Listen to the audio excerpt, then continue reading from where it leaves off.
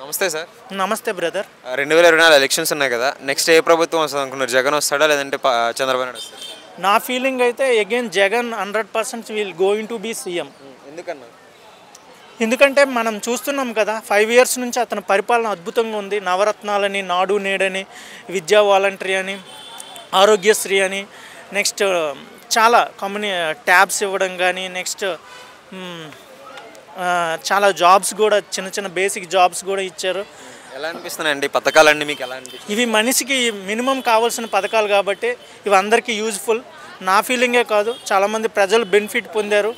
ప్రజలకి ప్రాబ్లం ఉండకూడదనే తన యొక్క ఇంటెన్షన్. డెఫినెట్గా అతను పథకాలన్నీ సక్సెస్ అయ్యాయి. ఇంకా అందుతున్నాయా? అందుతున్నాయి. ఏదైనా డిఫెక్ట్ ఉందంటే అది మనతోటే. ఎందుకంటే ఇప్పుడు ఎక్కడ ఎవరుంటే అక్కడికే ప్రభుత్వం వస్తుంది కాబట్టి డెఫినెట్గా ఏ ప్రాబ్లం ఉన్నా ప్రభుత్వానికి మనం చెప్పొచ్చు. మనం చెప్పకపోతే అది మన ప్రాబ్లం అవుతుంది. కాబట్టి విలేజ్లో వాలంటీర్స్ ఉన్నారు. నీకు ఏ ప్రాబ్లం ఉన్నా 24 hours that problem will be solved. So it's definitely going to be success. అంటే వీటి వల్ల జనాలకి పెద్ద యూజ్ ఏం లేదు, వీటి వల్ల డబ్బులు ఎక్కువ వృధా అవుతున్నాయని చెప్పేసి ప్రతిపక్షాలు అంటున్నారు కదా. మనిషి బతకాలంటే బేసిక్ నాలెడ్జ్ ఉండాలన్న, దానికి చదువు అవసరం. మనిషి జీవించాలంటే హెల్త్ అవసరం. మనిషి ఒక ఐడెంటిఫికేషన్ కావాలంటే ఒక రేషన్ కార్డ్ అని, ఒక ఆరోగ్యశ్రీ అని, నెక్స్ట్ ఇవి ఉన్నాయి కదా, ఇవి బేసిక్ పథకాలు. అవి ఏ ప్రభుత్వమైనా ఇవ్వాల్సిందే. అది జగన్ నుంచి స్టార్ట్ అయింది, అతనే కంటిన్యూ చేస్తాడని నా ఫీలింగ్. స్కూల్స్ డెవలప్మెంట్ ఇవన్నీ ఎలా అనిపించింది? స్కూల్స్ అనేది సూపర్ అండి. ఒక పేదోడు ఇప్పుడున్న రోజుల్లో ఒక ఇంగ్లీష్ మీడియం స్కూల్లో కానీ ప్రైవేట్ స్కూల్లో చదవాలంటే బేసిక్ 40-50,000 పే చేయాలి. అలాంటిది ఫ్రీగా వచ్చి మనకి ఇంగ్లీష్ మీడియం ఇస్తున్నారంటే that was beautiful scheme for people. చదువుకోవడానికి ట్యాబ్స్ కూడా Jagan that is also important. ఎందుకంటే మనం చదివే ఓల్డ్ ఏజ్లో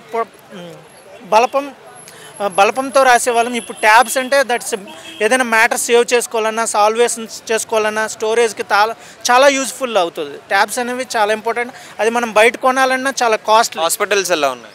హాస్పిటల్ సూపర్ అన్న.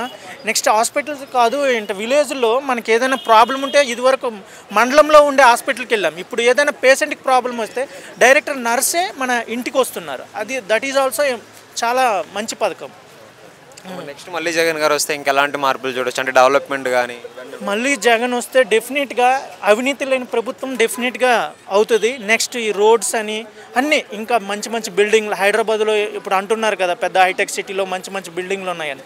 అలాంటి రాజధానిలో అలాంటి బిల్డింగ్స్ వస్తాయని నా ఫీలింగ్. ఇంకోటి చంద్రబాబు నాయుడు గారు పవన్ కళ్యాణ్ గారు కలిసి వస్తున్నారు కదా, ఎఫెక్ట్ ఏమైనా ఉంటుంది? డెఫినెట్గా ఉండదు భయ్య. ఎందుకంటే ఆల్రెడీ వాళ్ళు ఎప్పుడు కలిసే ఉన్నారు, విడిపోయినట్టుగా నటించారు. కానీ ఎందుకో పవన్ కళ్యాణ్ చంద్రబాబు నాయుడుతో కలవడం ఆ జనసేన పార్టీ వాళ్ళకే నచ్చట్లేదు. అది మరి పవన్ కళ్యాణ్ గారు చూసుకోవాలి, అది మనం ఏం చెప్పలేము. ఒక ముక్కలో నెక్స్ట్ జగన్.